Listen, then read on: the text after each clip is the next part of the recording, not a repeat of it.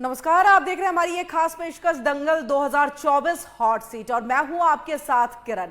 हमारे इस खास कार्यक्रम में हम रोजाना बात करते हैं देश के उन लोकसभा सीटों के बारे में जो बेहद ही हॉट सीट मानी जाती है और इन सभी हॉट सीटों की सियासत से राजनीति के गलियारों में हलचल भी तेज हो जाती है। यही वजह है कि हम अपने इस खास कार्यक्रम के जरिए हर एक हॉट सीट की तमाम जानकारी आप तक पहुंचाते हैं। तो आप बने रहिए हमारे साथ और देखते रहिए दंगल 2024 हॉट सीट।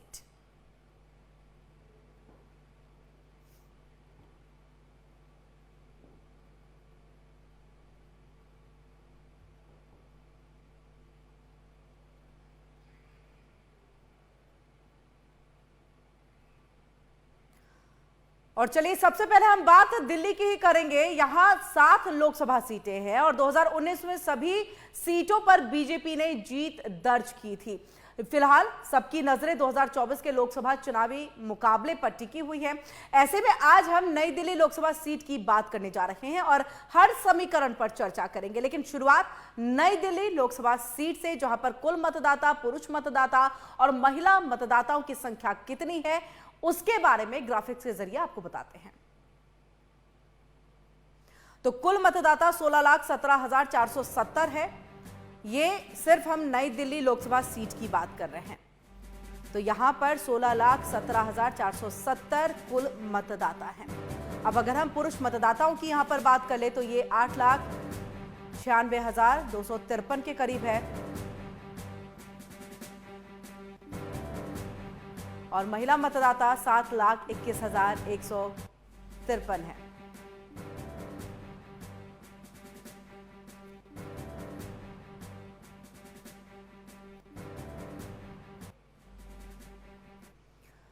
और वहीं दिल्ली लोकसभा सीट के तहत विधानसभा की 10 सीटें आती हैं।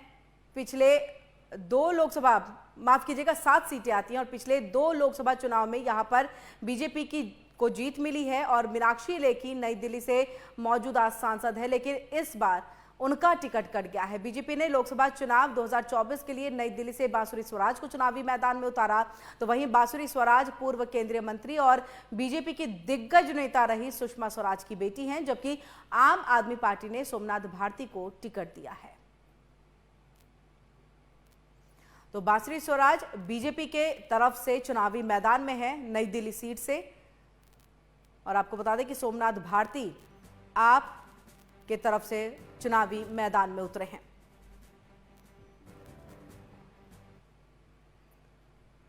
और आइए अब आपको बता दें 2019 में हुए नई दिल्ली लोकसभा सीट पर चुनाव में कितने मतदाताओं ने मतदान किया, साथ ही कितने पुरुष और कितनी महिलाओं ने अपने मत का इस्तेमाल किया है और कुल कितने प्रतिशत वोटिंग हुई है।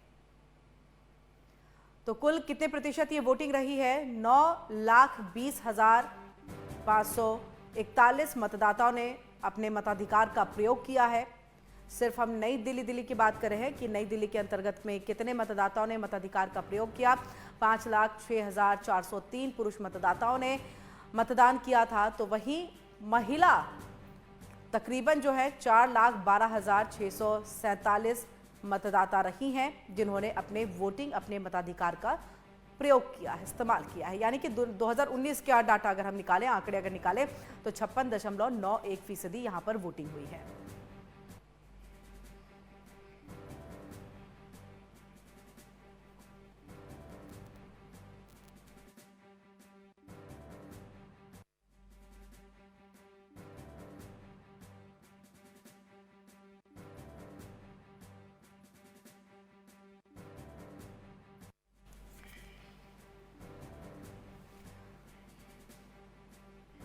और चलिए नई दिल्ली लोकसभा सीट को लेकर के हम चर्चा की शुरुआत कर लेते हैं। हमारे साथ हिरेंद्र जी जुड़ चुके हैं, वरिष्ठ पत्रकार हैं, उनसे बातचीत करते हैं। हिरेंद्र जी, आपका बहुत बहुत स्वागत है एमएच1 न्यूज पर और हमारे इस खास कार्यक्रम में।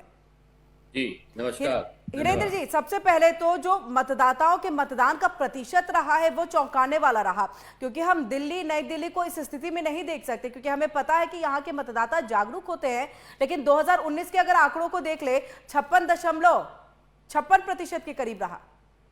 जी बिल्कुल, 56.9% रहा था और पूरी दिल्ली की बात करें तो और भी ज्यादा रहा था। ओवरऑल 58 और 60 के आसपास रहा था। लेकिन नई दिल्ली सीट पर जैसा कि आपने भी कहा कि यहाँ का जो मतदाता है वो सरकारी नौकरी वाला है या फिर हाई प्रोफाइल वाला है, तो वो लोग वोटिंग के लिए कम निकलते हैं। उसके बावजूद अगर 56 यानी 56.9% वोटर निकला है, तो जाहिर सी बात है कि क्रेज तो था लोगों में 2019 में वोट डालने का, और इसीलिए वो लोग निकले और उन्होंने वोटिंग की थी।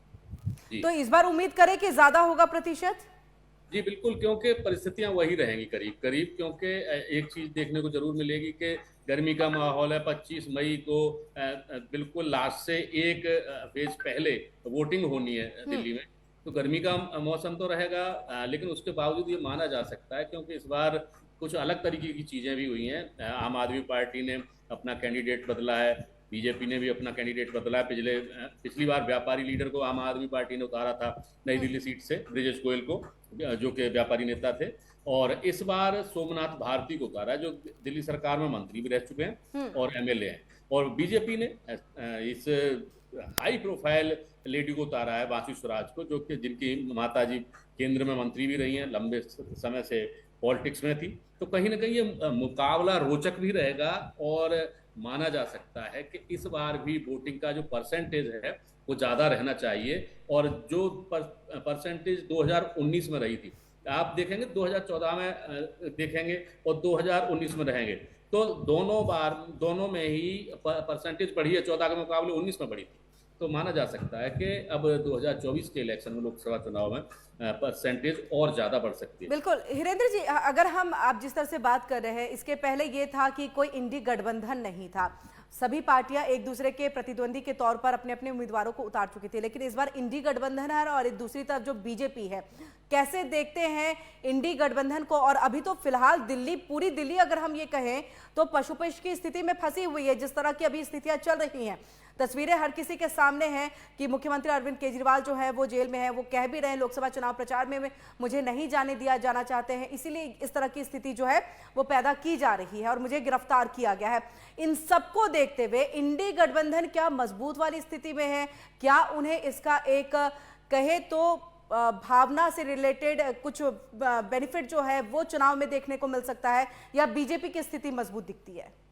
देखिए किरण, एक चीज तो समझनी होगी, क्योंकि इंडी गठबंधन मिलकर के चुनाव लड़ रहा है और दिल्ली में आम आदमी पार्टी और कांग्रेस ने हाथ मिलाया है, तो जाहिर सी बात है कि ये सीट जो नई दिल्ली सीट है आम आदमी पार्टी के हिस्से में आई है, तो आम आदमी पार्टी का वोट ऑफ परसेंट बढ़ेगा। क्योंकि अगर हम 2019 की बात करें तो बीजेपी को अगर 56.9% वोट मिला था, तो आम आदमी पार्टी को 18.2% वोट मिला था, और इससे आगे रही थी कांग्रेस, जिसको अजय माकन जो के कैंडिडेट थे कांग्रेस के, और उन्हें 22.6% वोट मिला था। तो अब क्योंकि कांग्रेस समर्थन में है आम आदमी पार्टी के में, तो जाहिर सी बात है कि आम आदमी पार्टी का वोट ऑफ परसेंट और जो वोटों की संख्या है वो बढ़ेगी। और अब ये देखने वाली बात ये रहेगी कि बीजेपी का वोट कितना बढ़ता है या उतना भी रहता है, तो क्या स्थिति बनती है। लेकिन मुकाबला जरूर रोचक रहेगा, क्योंकि जिस स्थिति में इस समय नई दिल्ली सीट है, और केवल बीजेपी को केवल आम आदमी पार्टी से टक्कर मिलेगी। तो और जब 2019 में कांग्रेस और आम आदमी पार्टी अलग अलग लड़ रहे थे, तो क्योंकि जो विपक्ष का वोट था, बीजेपी के जो खिलाफ वोट था ये कहें, या बीजेपी को जो पसंद नहीं करने वाला वोट था, वो बटा हुआ था 2 जगह। अब क्योंकि एक जगह हाथ मिला लिया है दोनों पार्टियों ने, तो जाहिर सी बात है कि मुकाबला रोचक रहने की उम्मीद की जा सकती है। लेकिन परिस्थितियां अभी धीरे धीरे खुलेंगी, क्योंकि दिल्ली का जो इलेक्शन है वो बहुत ही बाद में जा करके है। उसके बाद तो शायद एक ही फेज का वो रह जाएगा, 1 जून का, 25 मई को वोटिंग होनी है। तो अभी धीरे धीरे चुनाव गति पकड़ रहा है, और लोगों ने प्रचार शुरू कर दिया, कैंडिडेट्स ने लोगों से मिलना शुरू कर दिया है। तो जोश तो है, उत्साह तो है, और कहीं ना कहीं जो परिस्थितियां देश के स्तर पे आई हैं, चाहे वो राम मंदिर की बात हो बीजेपी के पक्ष में, जो जिस तरीके से माहौल बन रहा है, और जो हाथ मिलाने की बात है 2 दलों की, तो वो आम आदमी पार्टी के पक्ष में भी इस सीट पर बन रहा है। तो मुकाबला रोचक भी रहेगा, और इसमें कहीं ना कहीं जो वोट ऑफ परसेंटेज है वो भी बढ़कर के सामने आएगी, ये तो तय। नहीं, जिस तरह से आपने एक राम मंदिर का नाम लिया, क्योंकि बीजेपी भी कहीं ना कहीं अपनी योजनाओं को, जो उन्होंने 370 हटाया या फिर 3 तलाक के जो है उसको खत्म किया यहाँ पर, और राम मंदिर के मुद्दे जो तमाम चीजें लेकर के आते हैं, और विपक्ष भी यही कह रहा था कि इसका बेनिफिट और फायदा उठाने की कोशिश जो है वो बीजेपी कहीं ना कहीं करेगी। लोकसभा के खासतौर से मुद्दे यहाँ पर नई दिल्ली में क्या रहने वाले हैं हिरेंद्र जी, ये भी हम आपसे समझना चाहेंगे, क्योंकि विधानसभा चुनाव एक अलग मुद्दों पर लड़ा जाता है, उसकी समस्याएं अलग होती हैं, जनता अलग तरीके से देखती है, ये लोकसभा को कैसे देखेगी? देखिए, अभी अगर बात करें हम स्थानीय मुद्दों की, यहाँ पर 10 सीटें हैं। करोल बाग, पटेल नगर, मोती नगर, दिल्ली कैंट, राजेंद्र नगर, नई दिल्ली, कस्तूरबा नगर, मालवीय नगर, आर के पुरम और ग्रेटर कैलाश, 10 विधानसभा इस सीट में आती हैं। और करीब करीब एक जैसा ही स्थिति है अगर नई दिल्ली को छोड़ दें तो बाकी विधानसभा क्षेत्रों में। और मैं पिछले हफ्ते बीजेपी ने अपने 7 कैंडिडेट्स को सामने किया था और उन्होंने अपनी प्राथमिकताएं गिनाई थी कि अपने अपने इलाकों में उनकी प्राथमिकता क्या रहेगी, मुद्दे क्या रहेंगे जिनको लेकर के वो सेंसिटिव हैं, चिंतनशील हैं, और जिनको वो दूर करने की कोशिश करेंगे, या पब्लिक की जो डिमांड है, पब्लिक का जो परेशानियां उनको समझने की कोशिश करेंगे। तो सबसे पहला मुद्दा आया था कि जो जाम लगता है जगह जगह पर, नई दिल्ली इलाके को तो छोड़ दें क्योंकि वीआईपी इलाका है, यहाँ पर वो जो ट्रैफिक की वो बहुत ज़्यादा रहती है, पुलिस वाले की भी एक्टिविटी बहुत ज़्यादा रहती है, लेकिन बाकी विधानसभा क्षेत्रों में जाम की स्थिति थी। तो एक तो वो है। दूसरी बात यह है कि क्योंकि ये नई दिल्ली सीट ऐसी है कि ज़्यादातर जो जितनी भी सीटें हैं वहाँ पर बहुत ज़्यादा डेवलपमेंट की जरूरत नहीं, डेवलपमेंट हो चुका है। अब उसको मेंटेनेंस बनाए रखने का जो मुद्दा है वो बहुत बड़ी बात है। तो वो ये इस टाइप के मुद्दे हैं कि जो जनता के दिल को छुएंगे, पब्लिक के दिल को छुएंगे, पब्लिक इनके नाम पर वोट करेगी।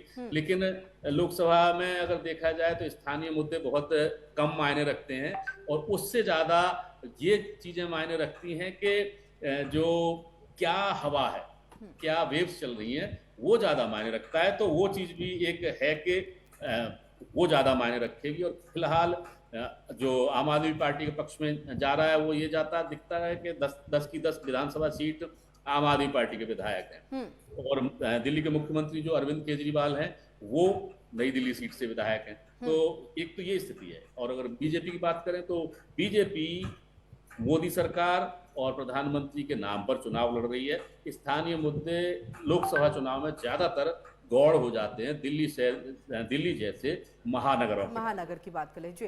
बिल्कुल, एक छोटे से ब्रेक के लिए हिरेंद्र जी हम यहाँ पर रुक रहे हैं, लेकिन एक सवाल का जवाब की सिंपैथी वोट क्या यहाँ पर इंडी गठबंधन या फिर ये कहे आपके उम्मीदवार जो उतरे सोमनाथ भारती जी, उनको यहाँ पर मिलेगा या नहीं, इसका जवाब हम आपसे लेंगे एक छोटे से ब्रेक के बाद। बहुत छोटा सा ब्रेक लेते हैं यहाँ पर अपने खास कार्यक्रम में।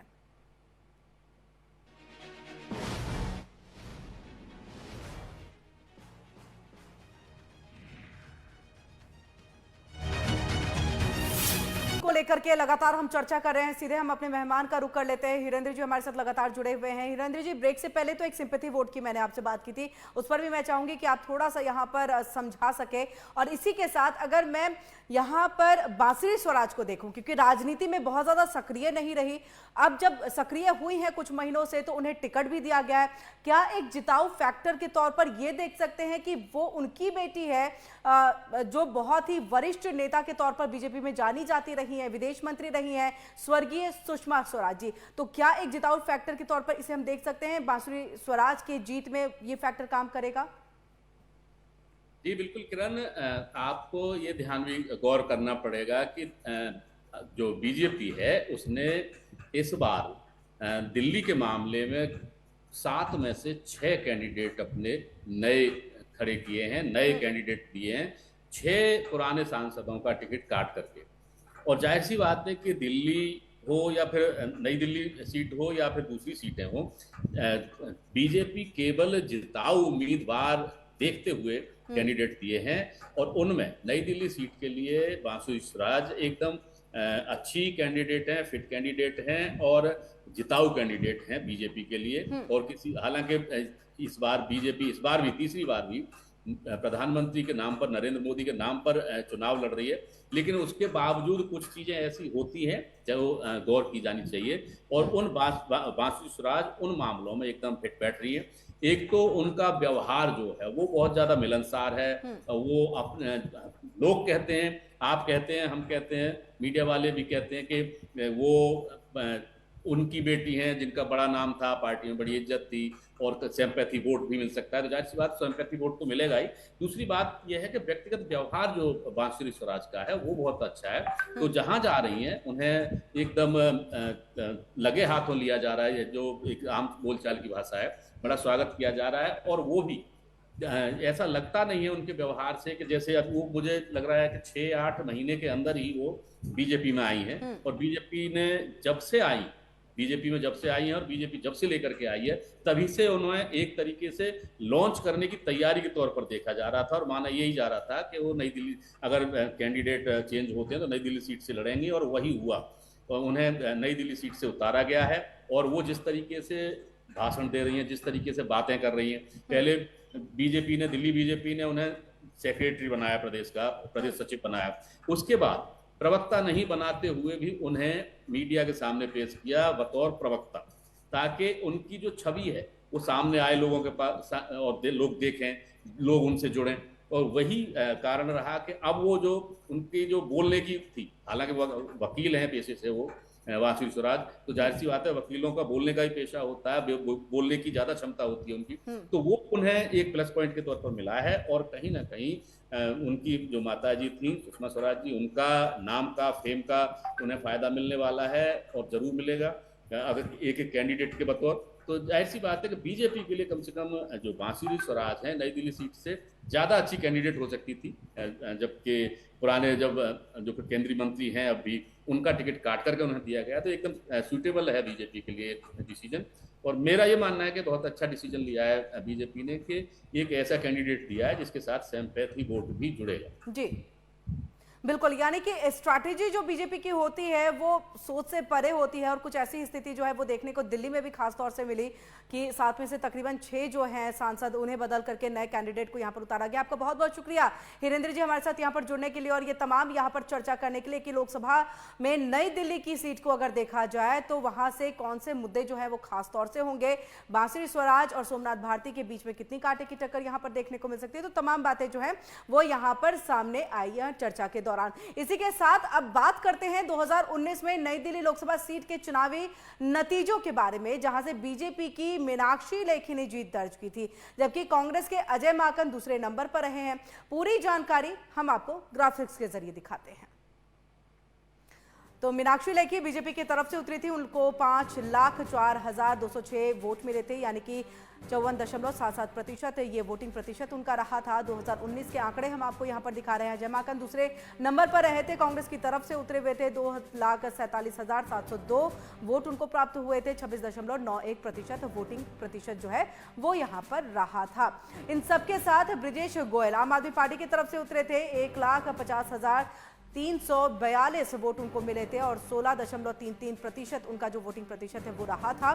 तो अब आप और कांग्रेस जो है वो एक साथ चुनावी मैदान में है, यानी कि इंडी गठबंधन और बीजेपी के बीच में सब कुछ है।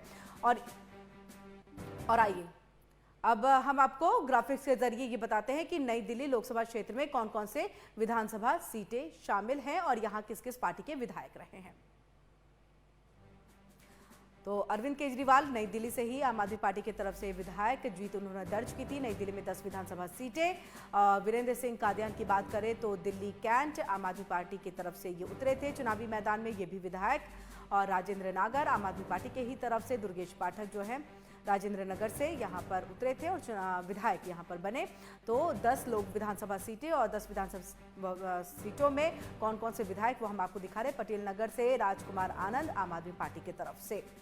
और इसके साथ अब हम आगे बढ़ते हैं, और यहाँ पर शिवचरण गोयल मोती नगर से आम आदमी पार्टी की तरफ से चुनावी मैदान में थे, जीत दर्ज की है, विधायक बने। और एक अच्छी पकड़ जो है आम आदमी पार्टी की रही थी, वो बेहतरीन जीत थी जिसे भूले नहीं भुलाया जा सकता है। लेकिन अभी की परिस्थितियां थोड़ी अलग। विशेष रवि है करोलबाग से आम आदमी पार्टी की तरफ से जो है चुनावी मैदान में उतरे थे, जीत दर्ज की थी। मदन लाल कस्तूरबा नगर से और आम आदमी पार्टी की तरफ से। तो इसका हो सकता है कि कुछ फायदा जो है वो सोमनाथ भारती को लोकसभा चुनाव के दौरान देखने को मिल सके। मालवीय नगर से भी आम आदमी पार्टी के ही विधायक हैं, और आरके पूरम से प्रमिला टोकस जो हैं वो आम आदमी पार्टी के तरफ से विधायक हैं। और इसी के साथ सौरभ भारद्वाज ग्रेटर कैलाश से आम आदमी पार्टी की तरफ से विधायक। तो 10 सीटों पर जो है आम आदमी पार्टी का कब्जा रहा। और वहीं नई दिल्ली लोकसभा सीट का चुनावी इतिहास भी अब हम आपको ग्राफिक्स के जरिए बताते हैं। 1952 से लेकर के 2019 तक की ये पूरी जानकारी, ये पूरा आंकड़ा। तो सुचेता कृपलानी KMPP पार्टी से 1952 में लोकसभा सीट से उतरी थी और जीत दर्ज की। फिर उसके बाद वो कांग्रेस पार्टी में गई हैं 1957 में, और वहां से भी उन्होंने जीत दर्ज करके नई दिल्ली से वो सांसद रहीं। बलराज मधोक भारतीय जनसंघ से 1961 में, और इसके बाद फिर वापस से मेहरचंद खन्ना कांग्रेस पार्टी 1962 में वो चुनावी मैदान में उतरे थे, वहां से जीत दर्ज करते हुए सांसद बने। मनोहर लाल सोंधी भारतीय जनसंघ 1967, और मुकुल बनर्जी कांग्रेस की तरफ से 1971 में ये रही सांसद। ये नई दिल्ली लोकसभा सीट का इतिहास हम आपको बता रहे हैं। अटल बिहारी वाजपेयी भारतीय लोकदल 1977 में, तो बहुत बड़े और वरिष्ठ नेता जो है वो यहाँ से सांसद रहे हैं। और एक बार फिर से 1980 में अटल बिहारी वाजपेयी जनता पार्टी से जो है चुनावी मैदान में उतरे थे और जीत दर्ज करते हुए वो सांसद बने थे। कृष्णचंद पंत कांग्रेस 1984, और इसी के साथ लाल कृष्ण आडवाणी बीजेपी के तरफ से,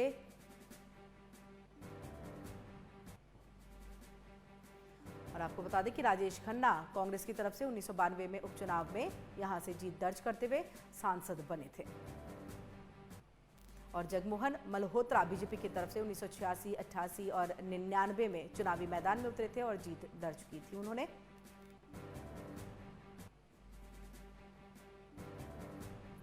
और अजय माकन कांग्रेस की तरफ से 2004 और 2009 में चुनावी मैदान में उतरे थे और यहां से जीतते हुए वो सांसद बने थे। ये नई दिल्ली लोकसभा सीट की तस्वीरें मीनाक्षी लेखी बीजेपी 2014 और 2019 में।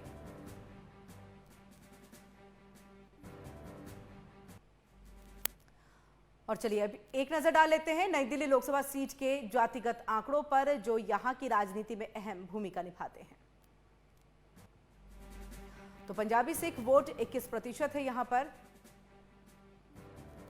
ये जातिगत समीकरण। ब्राह्मण वोट 6.0% यानी 6% है, और इसी के साथ वैश्य वोट की बात करें तो 5.6% यहां पर जातीय समीकरण आपको ग्राफिक के जरिए दिखा रहे हैं। जाट वोट 5.6%, और इसी के साथ गुर्जर वोट की अगर हम बात करें तो 4%। दलित वोट 18.3%, और मुस्लिम वोटों की अगर हम बात करें तो 3.1% यहां पर मुस्लिम वोटर्स हैं।